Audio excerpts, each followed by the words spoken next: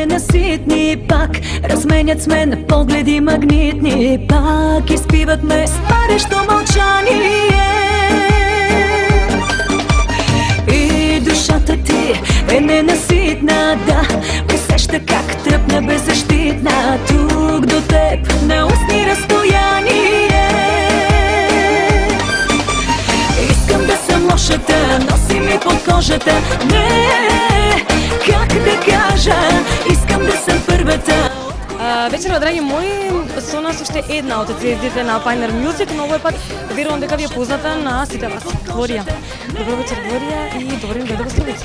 Добър вечер. Много ми е приятно, че съм тук. Кажи ни, како се чувствуваш и дали си за пръв път во Струмица? Не съм за първи път. Била съм тук на частни партита. Преди 6-7 години имах тук също един концерт, едно участие в... мисля, че беше в околията на Струмица. Имаше над 2000 души. Беше супер. За некои што не знаат, Глорија веќе е 15 години на бугарската сцена. Кажи ни, Глорија, како е да се работи со Pioneer Music и телевизија Планета толку многу години? Да, аз съм първата певица, всъщност, с която Pioneer Studio сключиха договор 1994 година и за мен беше нещо ново, за тях също, за Pioneer. Все още телевизия Планета нямаше, не съществуваше. Телевизия Планета е на 10 години. Моето сътрудничество с Pioneer Music е вече 17 години. Имам 15 албума зад гърба си и толкова много неща са минали през главите ни, ако мога така да кажа. Разбираш ли?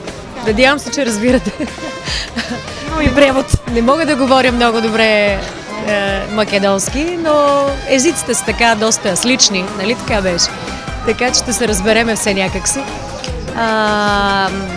Беше много вълнуващо някакси, когато започвах да работя с Pioneer. Както казах, за мен беше нещо ново, за тях също, но нашето сътрудничество вече е толкова изявено и толкова добро, как да кажа, и толкова печелившо през всичките тези години, така че нищо друго не се иска от нас, освен да продължаваме в същия дух, защото единствената ни цел е да създаваме хубави песни, хубава музика, да правиме хубави клипове вече за телевизия Планета, която знам, че има страхотен успех и то не само в България, но и тук в Македония, в Сърбия, доколкото знам, се гледа по целия свят, там където има македонци, българи, сърби, и това е страхотно. В края на краища нашата мисия е една единствена – да веселиме хората, да ги забавляваме чрез нашите песни, чрез нашите видеоклипове.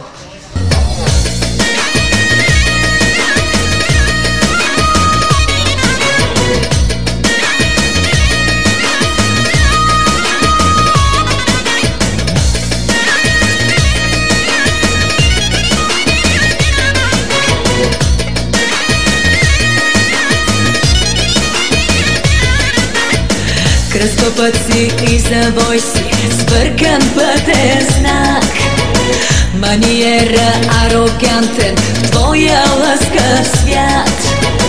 Караш нощем по бръснача, нямаш фарове, в любовта си неудачник, слаби сарове.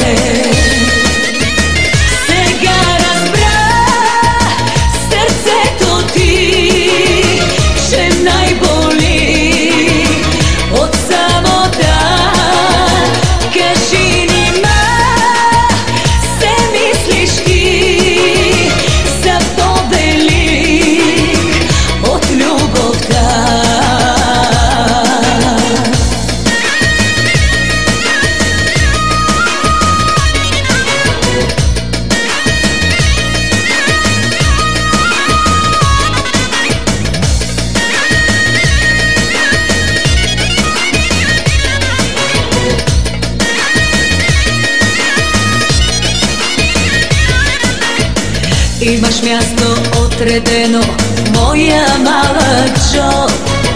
Майстора ще си намериш още в то живот. Наскоро излезе и твоят нов албум, како ще рече 15 поред така? Да, така е. Наречен "Имам нужда от теб". Дали овој албум има некоја поврзаност со тебе?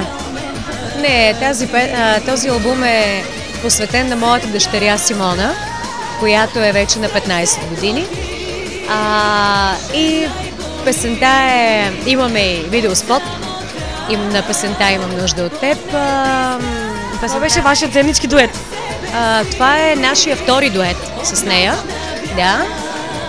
Втори дует и наистина много, много добре се възприема.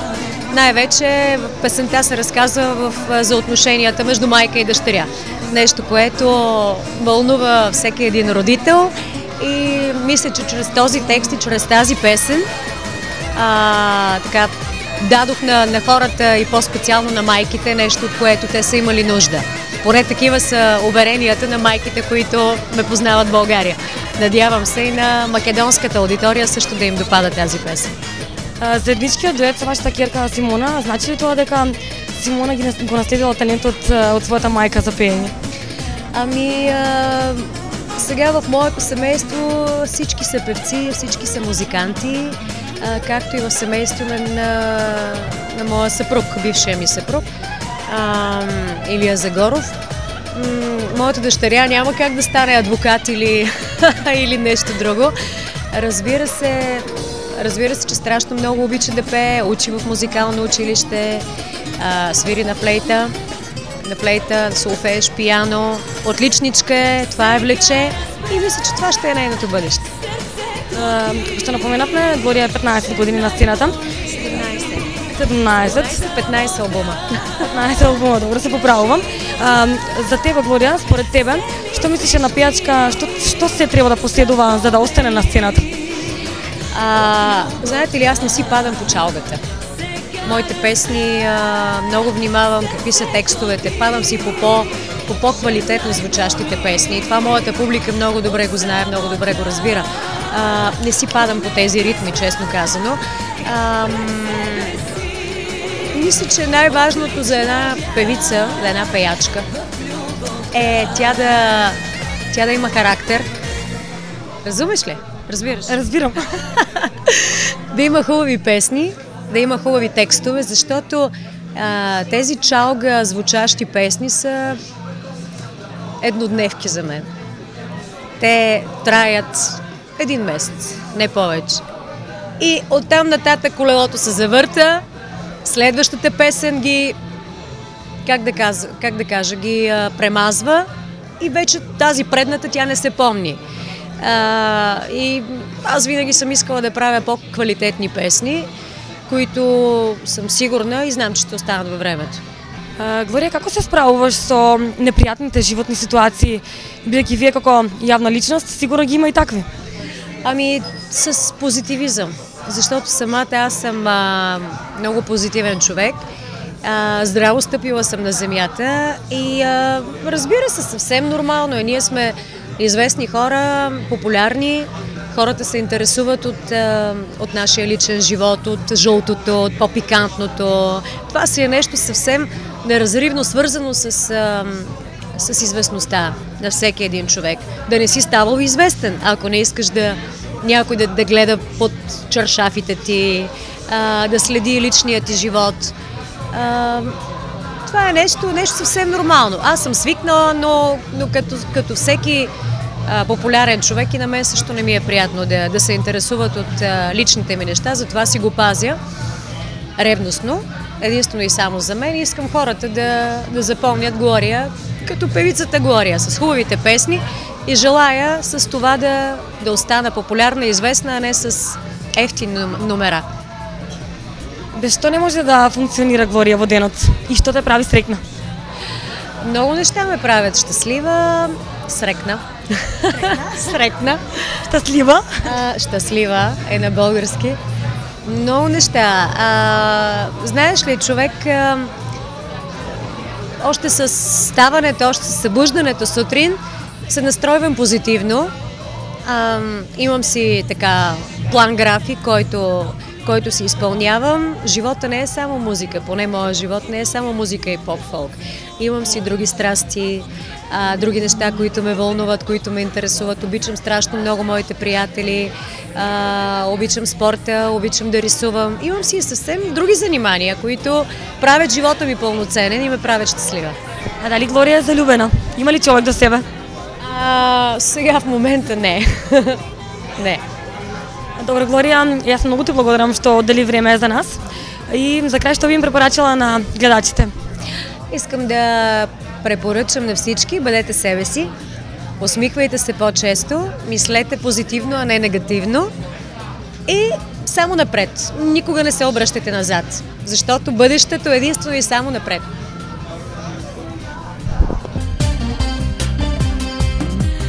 Най-истинската обич в живота ми отново ще си върна.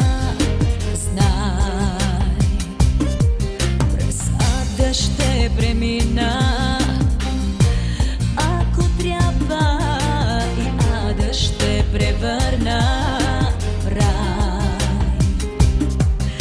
Отново ще забие и сърцето ми в море от радост и цветя. Сега проклинам те, да не познаеш любовта. Проклинам те. И когато го целуваш, пак от мен да го ревнуваш, в сърцето му ще бъда само аз, само аз. И когато те прегръща, пак към мен да се обръща, да ти шепти отново с моя глас. Проклинам те.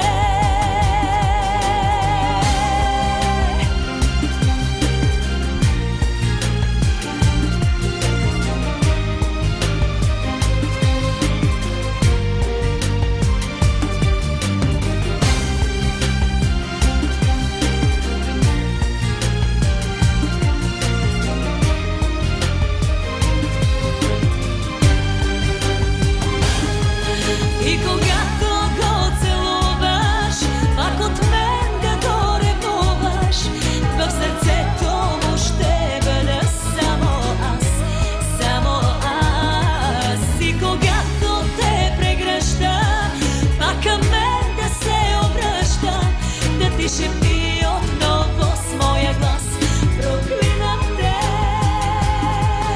И когато го целуваш, пак от мен в сърцето му ще бъда само аз, само аз.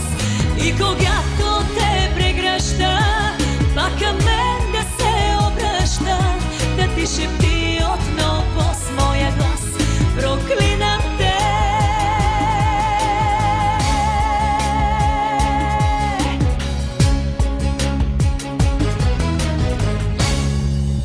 Здравейте, приятели! Аз съм Глория. Вие гледате Тренди с Ивана. Чао!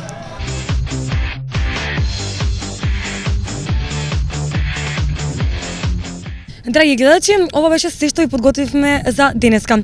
Не забравяйте да го проследите и наредното издание среда 21 часот. Чао од мене!